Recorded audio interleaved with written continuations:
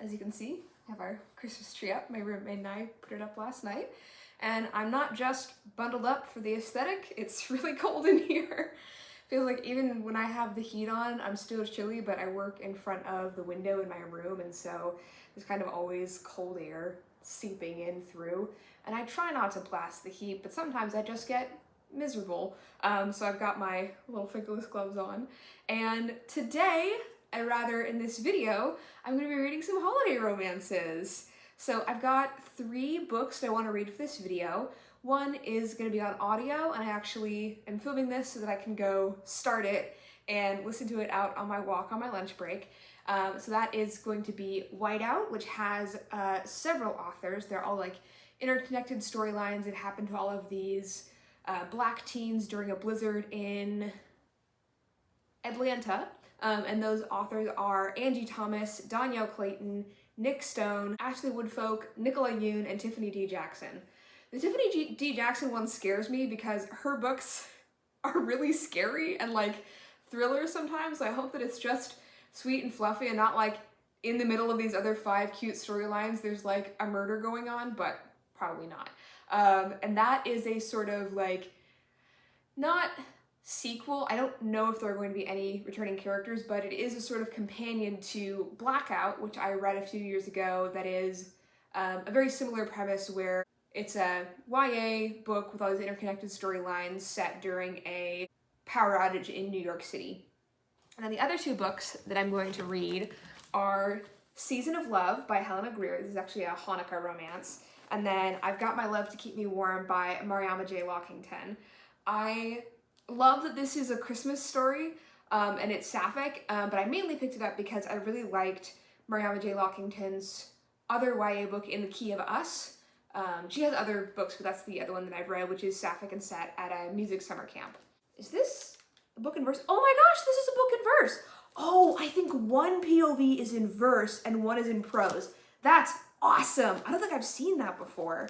Oh, the main character's in foster care. Oh my gosh, if this is an adoption story, I'm gonna cry. Okay, so Juniper, she has 2 moms, and their marriage is kind of on the rocks. Oh, and there's fake dating. All right. And then in Season of Love, it's the holiday time, and the main character, her family is Jewish but owns a Christmas tree farm, and her aunt passes away and leaves the tree farm to her. So she goes home to sit Shiva and take care of this estate, and the manager is not too happy about Miriam, the main character, having inherited, because probably she feels, well, this lady has nothing to do with the farm, she doesn't know how to run it, but I do, and then they fall in love. So I have read reviews that say that like the Hanukkah element is really well incorporated. They like have lots of Sabbath dinners together, so I'm excited to read this one. I'm probably going to start this one physically of these 2, and then I'm just going to start Whiteout in just a little bit. And I'm going to try and give updates like 1/3 of the way and 2/3 of the way through each book, and that way I'm not having to figure out like when I want to film, if I have something to talk about, I'll just try and save it for those updates. All right, I'm gonna get out on my walk and bundle up even more so that I stay warm out there and start Whiteout. See you in a little bit. I'm getting ready for bed. I've got my overalls like half on, but I'm 38% of the way through the audiobook for Whiteout, and this book is a lot queerer than I thought it was going to be. I knew that at least one of the stories was queer, but in fact the sort of like main plot thread that we keep returning to is Stevie, who is like genderqueer, gender questioning, and her girlfriend Sola have broken up, and the whole friend group is trying to help them get back together. So in between all the other friends' stories, we keep returning to them to see what's gonna happen. So we start with Stevie's point of view and then go over to Rasheen. I forget his name, but he's read by Kevin R. Free, the audiobook narrator for Murderbot. So one of my favorite audiobook narrators. His story with his best friend Portia, and then we just finished a story with Evan Rose and her like on again, off again girlfriend. So we've had 2 sapphic stories so far. The whole book isn't sapphic, so I don't know that I can necessarily call this video a sapphic holiday romance, but I am really enjoying those parts of it. And I really like that in Whiteout, a lot of holidays are being represented, not only Christmas, but also Hanukkah and Kwanzaa a little bit. And the characters are actually, they've delayed their fasting for Ramadan because their dad was sick, and so they're planning on having their Eid a few nights before Christmas, and so one of the characters is fasting and very hungry for part of his story. It's not written for my age demographic. It's not written for me. I'm just sort of happy to be here, so there are some parts that are just feel very teenagery to me. Stevie, who is a like scientific genius, is I think written a little bit too much like a cliched science character where she's always like, my hypothesis is this, but I have to change all the factors and variables. And like, I don't think scientists really talk about this. I think a lot of scientists have identities outside of being a scientist. So that is a little bit cliched. And I think that some of the characters and their relationships have problems that need to be addressed that are not necessarily addressed within the story, but each of them are like 55 minutes on audio. Like, these are short stories basically, so we're not going to address everything wrong in their relationship. We're just getting to like a cute resolution or wrap up moment. So yeah, that's my 38% of the way update, and I'll update you when I'm about 2/3 of the way through. Alright, I'm more like 78% of the way through Whiteout instead of 67, but I didn't have the chance to film or anything, and now I'm out on my walk, and it's so cold out and raining, which should be not allowed. Should be either cold and clear or snowing when it's cold. But anyway, that's Washington. There was this part where there are these 2 characters, and they're like freshman students at Howard.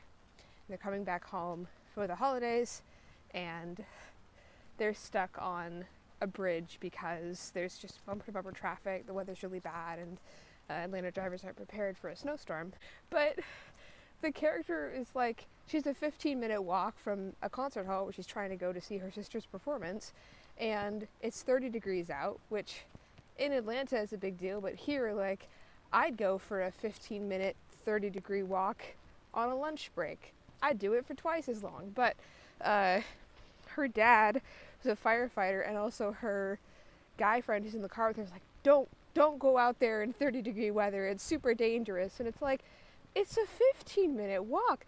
And then she and this guy have a snowball fight and get back into a cold car.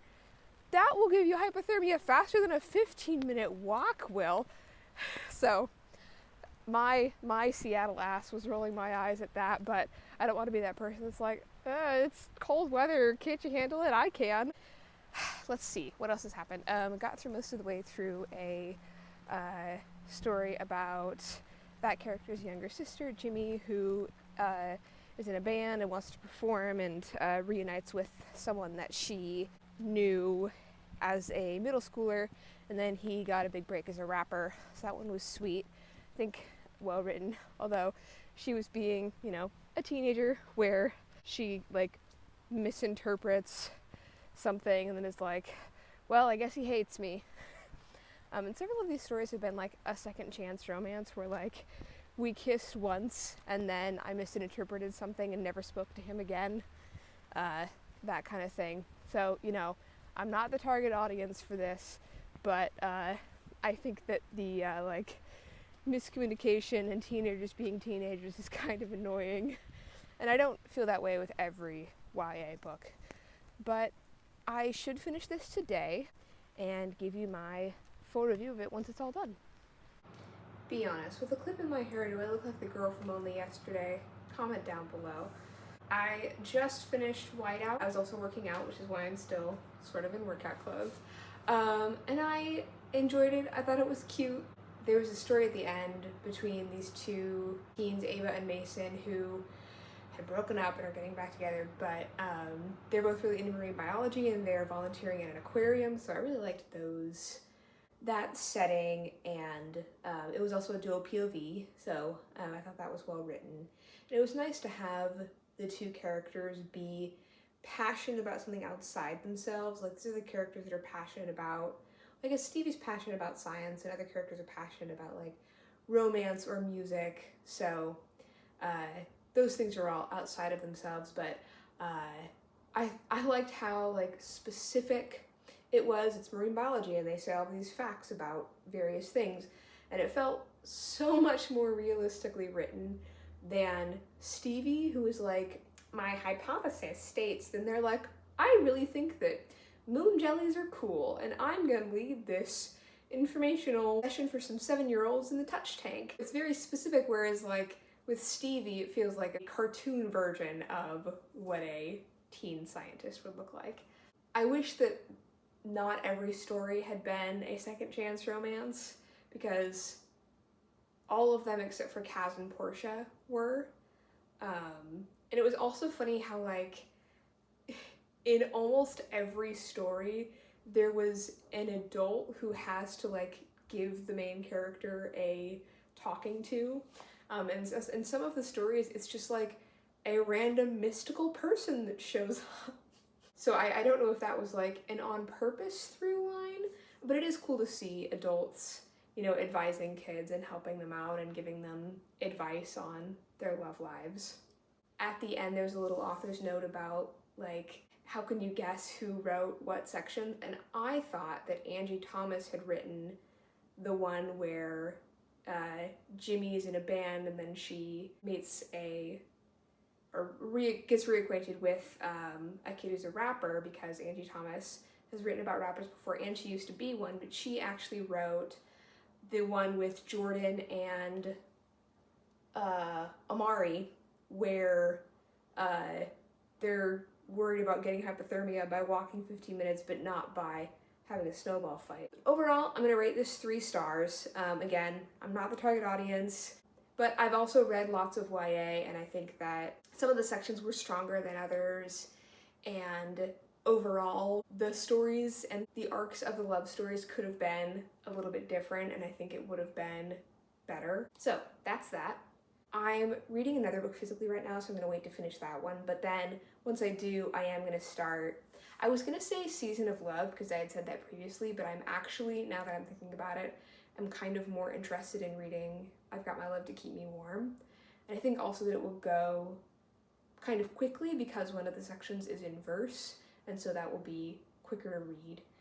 And I'm coming off of reading a kind of dense nonfiction book right now, so I think that might be what my brain is craving.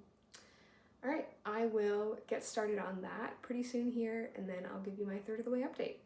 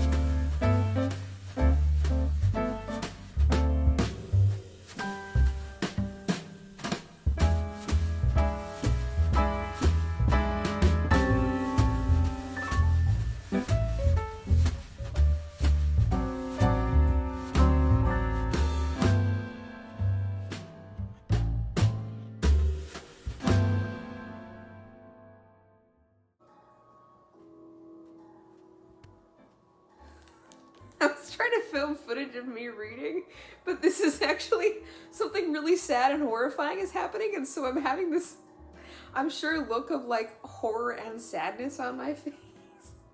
So I gotta stop filming until I get to this passage.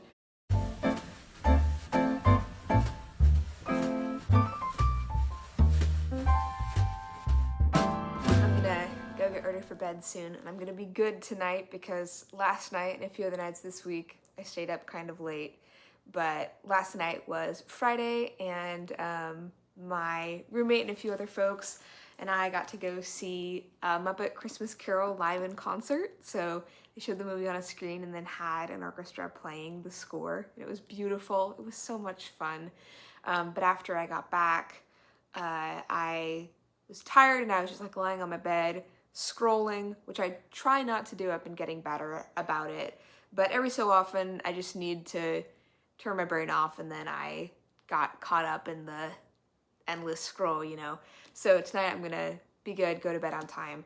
But I read the first third of I've Got My Love to Keep Me Warm by Mariama J. Lockington, and I'm really enjoying it. It is so far just like a really beautiful and mature book. Like, the characters are handling things not entirely in a mature way, but I think that the way that it's written feels very like mature and emotionally intelligent, and it's dealing with some pretty hard themes. Lyric is a beauty influencer. She lives with her grandmother, and she and her mom were unhoused for a lot of her childhood until her grandmother finally got custody of her, and then her grandmother has had some health issues, and so Lyric is her primary caretaker in addition to school and working and being a beauty influencer. And then our other character, Mara, has two moms, but their marriage has been a little bit shaky lately. They've recently gotten back together. It's Christmas time. Mara wants everything to go well and them to just be a family again. And she loves hiking and camping. So I really love that because that's what I love to do. And she hasn't told her moms this yet, but instead of going to college, she wants to at least take a gap year to live out of her car and fix it up so that it's a kind of like camper situation, and go travel, see national parks, camp, and join a caravan, which is not something that I knew about. So I might have to look into that because I think that that is interesting. But it's like a caravanning community that she wants to join. They go to the same school.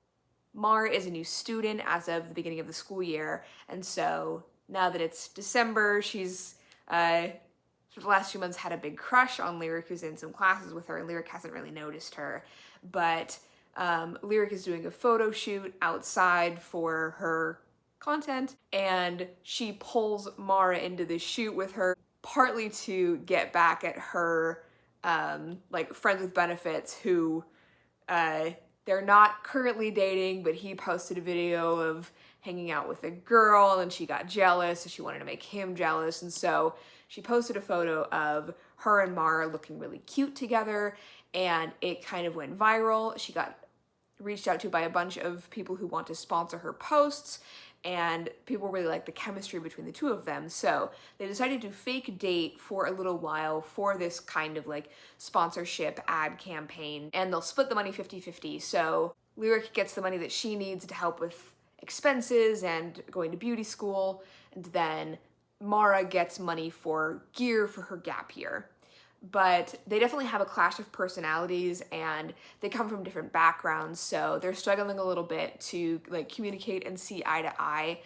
But I think they both have really good heads on their shoulders, and they both have people in their corner who can talk to them and talk them through kind of what's going on. Yeah, like I said, I'm really liking it. I'm liking it even more than Lockington's other book, In the Key of Us, so far. Lockington she must be outdoorsy because like multiple of her characters have been outdoorsy kids. That's my third of the way update, and I will update you when I am 2/3 of the way through.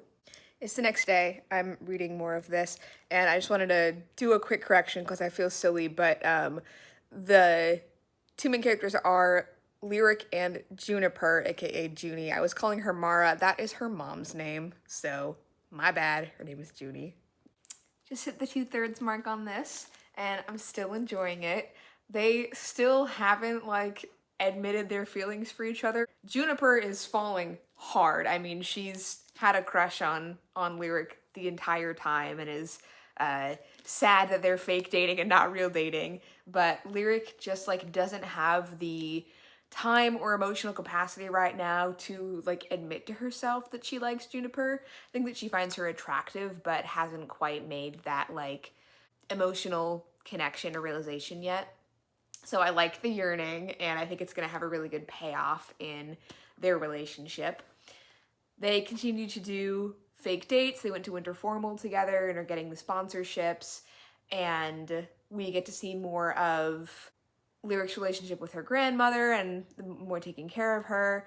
Juniper continues to hide the fact from her moms that she's planning on taking a gap year. She's buying all this camping gear with the sponsorship money, and her moms are kind of like pulling away from each other again. So we'll see where that goes. And Lyric, she has all this trauma from being in foster care and her mom being a like neglectful parent and leaving her with her grandmother and her grandmother having to choose between the two of them because CPS wouldn't let Lyric stay with her grandmother when her mom continued to be living with her grandmother off and on because her mom was not a healthy person for Lyric to be around as a child. So Lyric has a lot of anger issues and is trying to manage them, but they do come out sometimes. But Juniper is able to calm her down and like sees her and sees all of the facets of her. Lyric keeps shutting down about her ex friend with benefits, Jameson, where I think Jameson had feelings for her. That hasn't been stated yet, but that's the vibe that I've gotten from his dialogue. And she didn't for him, and she just wanted it to be a purely physical thing, and I think he got his feelings hurt. But he and Juniper have been running together because they're both on cross country. And so Juniper is kind of hearing his side of the story, and that is making Lyric upset. So I'm hoping that there's not a big like fight or third act breakup because that would break my heart. But I hope that they are just able to realize their feelings and get together. And I hope that everyone is healthy and happy. I actually have a wedding today. It's my friend Robert's wedding. So I need to go and get ready for that in a few hours. I'm waiting for a break in the rain so that I can go for a walk here. And I think now might be the time, now that I've gotten through 2/3 of this. So I'm gonna bundle up, put on my rain gear, and I think go for a walk. It's actually the next day after my last update. I went to the wedding, had a good time, but I was very tired. So when I came back, I finished. I've got my love to keep me warm, but I didn't have the energy to update. I went to bed early. My neck hurt because I'm getting old. I did finish this, and you know what? There was a third act breakup. And now I'm getting into stuff that I really can't talk about without spoiling, but the ending was kind of like melancholy. I mean, characters' stuff didn't get magically fixed like it does sometimes in romance novels. Not magically fixed, but you know, there wasn't like a big solution to everyone's issues. Some things didn't work out, and not everything was tied up with a bow, but these two characters are in happy and a good place, and some relationships have been mended, some relationships have been put to bed. So it just kind of ends on this like happy for now. Like one of the characters almost basically says that word for word of like, I don't know if this relationship is gonna last or how long it's gonna last, but you know, I'm willing to try again. And that's fine and that's realistic, but I think just because I was enjoying this book so much and because I was rooting for the characters so much, I wanted it to have a bit more of an upbeat ending. I don't know how much of that is due to the fact that I was really tired and like socially drained when I was reading it. But I think all in all, I'm gonna give this one 4 stars. I think if it had ended a little bit happier, I would have rated it higher, but that's totally down to personal preference. I think it's still a well-written book, and the characters continue to have really good and realistic arcs throughout the entire book. I'm then going to pick up the last book for this vlog, Season of Love by Helena Greer, which I've already told you about. It's a Hanukkah romance, and we're a few days from the first day of Hanukkah, but I want to get this video filmed and finished and all wrapped up so I don't have to worry about filming during the holidays. So I'm gonna go get started with this, and you might see some more cookie baking footage.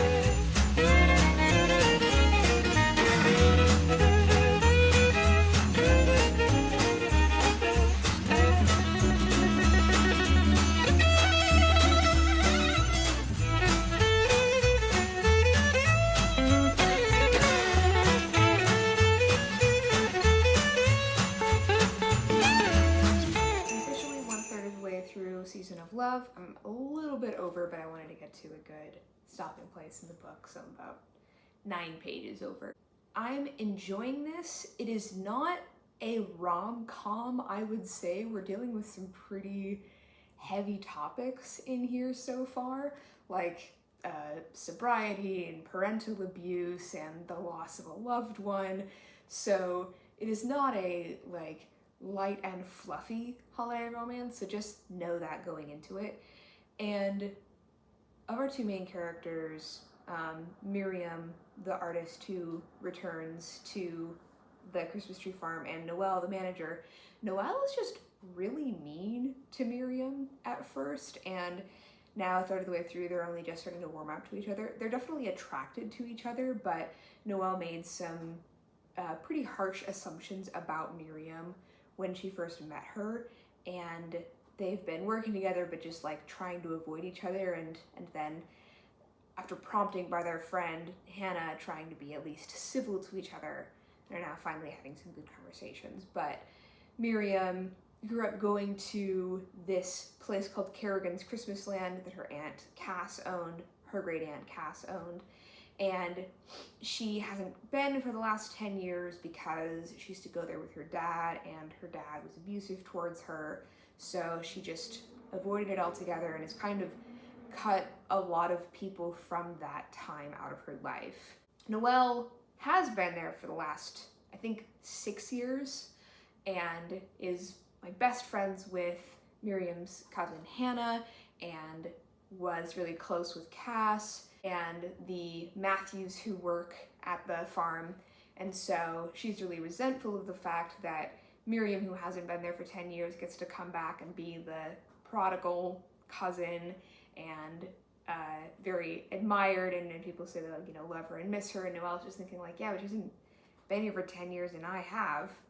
And then it comes out in the will that Miriam, Noelle, Hannah, and Hannah's ex Levi have all been given 1/4 stake in the ownership of Kerrigan's Christmas land. So Miriam agrees to stay from Halloween to Thanksgiving to help out and decide whether or not she wants to stay because she's built this life for herself in Charleston.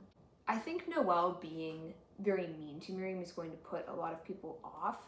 I totally saw why she was upset. I think someone being gone and not talking to their loved ones who you love for 10 years and then coming back and being welcomed back into the fold would make a lot of people resentful. So I think that her behavior is understandable. It's just not necessarily a fun dynamic for two leads in a romance novel.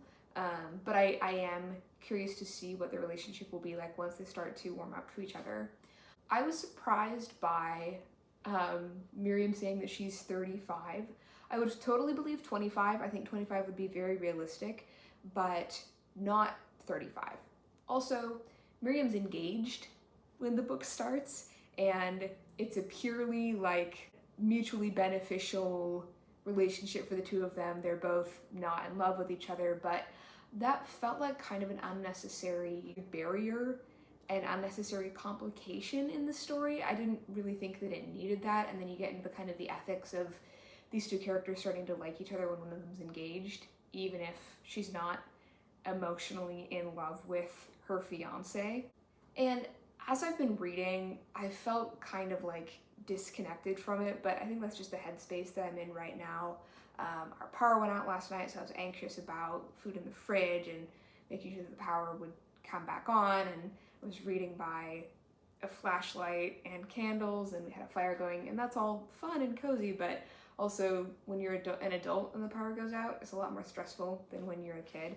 So I'm gonna keep reading this and go into it this next third with kind of hopefully a better headspace, and I'll see how the relationship between Miriam and Noelle continues to develop and see if Noelle will really like redeem herself after being so unjustifiably rude to Miriam. I also didn't mention in Noelle's dislike of and rudeness to Miriam that she really discounts Miriam's skills as a person. Miriam's an artist. She reclaims antiques and also is a big support system for a lot of like little old ladies in Charleston, like helping them get their groceries and make doctor's appointments and checking in on them and that kind of thing. And aside from being emotionally closed off and distant from her family, seems like a really reliable person. And Noelle was like, oh, you're just an artist who's famous on Pinterest. And it was just very hurtful to like a professional artist who has made a living being an artist successfully. But it's just little things like that that make me feel like these two characters don't feel like they're 35, and everyone's path is different, obviously, but Miriam, like, trying to set up a storefront and being engaged doesn't make as much sense if she's 35, but again, these things happen at different points for everyone, and just because you're not married at 35 doesn't mean you're less mature. It's more the making sense of their emotions and reconciling that with the fact that they are in their mid-30s. But I think that's all that I have to say about the first third of this, and I'll update you when I'm at the 240 page mark.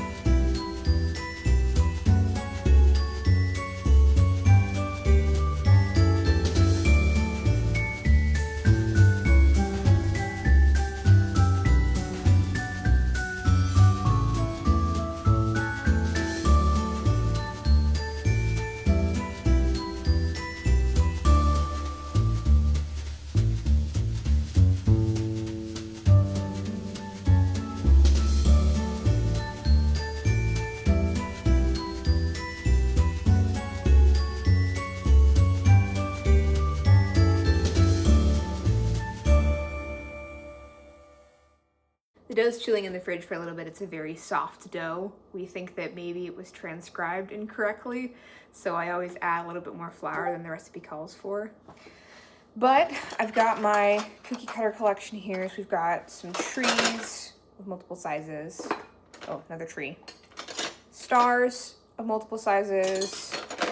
A gingerbread man, a gingerbread boy, and a candy cane. And then also this year, since we got these recently, I don't love cutting out cookies. I don't even really love shaping cookies for a cookie tray. Like, give me a quick bread any day. I don't like doing all the extra work. I'm not gonna frost these. I don't like frosting. My roommate's dad backed the Kickstarter for a board game, I think called Cozy Kitchen. It's the sequel to Flamecraft. It's the sequel to Flamecraft, which is one of my favorite board games. And he backed it at like the highest level, and so we got all of these extras, one of which is these cookie cutters of all of the chef characters. So you've got the outline cutout and then like the press on part. And so this is some kind of llama chef. I don't know how well you can see that. And then there are some smaller ones like this hummingbird chef and a shark maybe?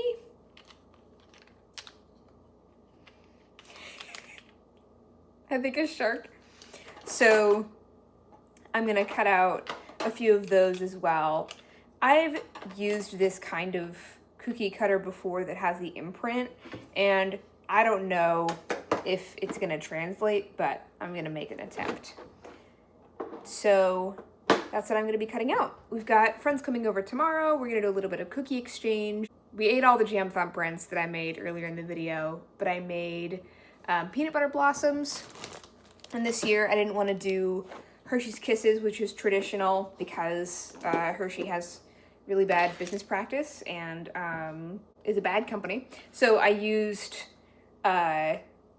like chocolate chunks basically on top, but still good. Our next door neighbor used to be a professional chef, and she made a bunch of cookies, so we're gonna exchange those.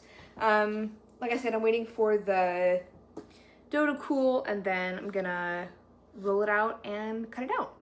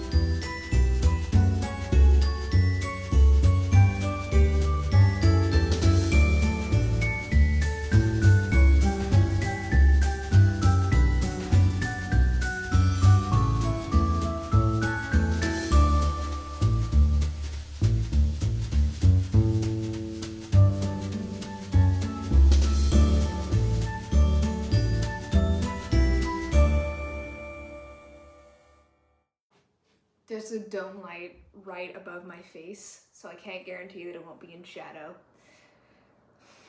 Yeah, this light is whack, but let's just roll with it.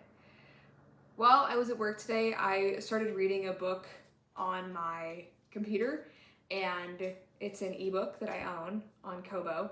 So I thought, well, when I get home, I'll keep reading it on my e-reader. And then I couldn't find my e-reader, and I went through this whole thing where I looked at my reading log to see when the last time it was that I read a book on my e-reader, and I looked back through my phone of photos and footage to see if I could spot the e-reader, because I'm pretty sure that I had it last Monday, and I looked everywhere, and then I had to go run some errands, and I was so frustrated. I was like, I wanted to cry because I couldn't find it, but I found it. It was in a blanket that I'd been using the night that I was reading with my e-reader. So yeah, I found it. But all this is to say is that I wanted to find my e-reader so bad to keep reading that book, and I was like, well, I don't know what I'm gonna do if I can't find it, because I didn't want to keep reading Season of Love. I was reading it on my lunch break today, and sometimes, like, there's nothing wrong with a book, it's just not working for you, and that's really frustrating, but I don't know, I just don't want to finish this. I think there are a few reasons that I can articulate why it's not working for me. It has a lot of elements that I like, and a lot of elements that would compel me to keep reading. I'm like 215 pages in. I'm not really that far from the end, but I just don't want to. So I think the primary thing is twofold. One is this book is pretty emotional, and then the other is there are too many threads. So you are dealing with, just to name a few of the threads. Okay, so the plot of the book is one, just kind of broadly. Miriam and Noelle's relationship is another, going from really intense dislike to lust and liking each other. They have finally kissed, and it's implied done a little bit more, but this is fade to black. There's also the plot line of Miriam's relationship with her parents and the trauma that her dad inflicted on her and the abuse. There is her relationship with her cousin Hannah. There's Hannah's relationship with her ex Levi. There is Noelle's working through her own things and maintaining sobriety and being in contact with people who are sober. There is Miriam's relationship with her ex and her life back in Charleston that she's left. There is Miriam's friend Cole, who occasionally flies up to New York to see them. There's friends in town and making new friends in town and meeting those people. A lot going on. And on top of all that is all of the emotion and reconciliation that's going on. I just think that this book is trying to tackle too many things at once, and because there are so many of them, the tones of these threads are clashing. Because you could have like a great like women's lit or just contemporary book about this woman coming back home and reconciling with the people that she left and making amends for that, but also dealing with her own trauma of her abusive father, and then maybe, if it's just from her perspective, developing a romance. I think that would totally be doable, but when you throw in Noelle's perspective and all of Noelle's stuff that she has going on, and all of the side characters, and it's Christmas time and they're trying to save the farm, and yeah, I didn't even mention that. That's like the broader plot that's going on that I mentioned. So I don't know, y'all. I just don't want to keep reading it. And I'm sorry to end this vlog on DNF, but the heart wants what it wants, you know, and right now it wants to read a 600-page fantasy book. So I think I'm gonna go do that. Thanks for watching. It's funny that in this video I had a 3-star book that I was annoyed at but entertained by, and then a 4-star book that ended on kind of a melancholy, almost a bummer, and then a book that was objectively fine but I just didn't click with. And you know what? Isn't that the holidays? It's the complications and the emotions and the nostalgia and the stress. I don't know what else to say. Thanks for watching. Happy holidays to everyone. Happy Hanukkah, happy Kwanzaa, happy Christmas, happy New Year's. Happy all of the winter holidays. Oh, happy solstice to pagans. Happy holidays in general, just to cover all the ones that I missed. I will be back next week and continuing into the new year. So you will see more of me. Please remember to like and subscribe, and I'll see you next time.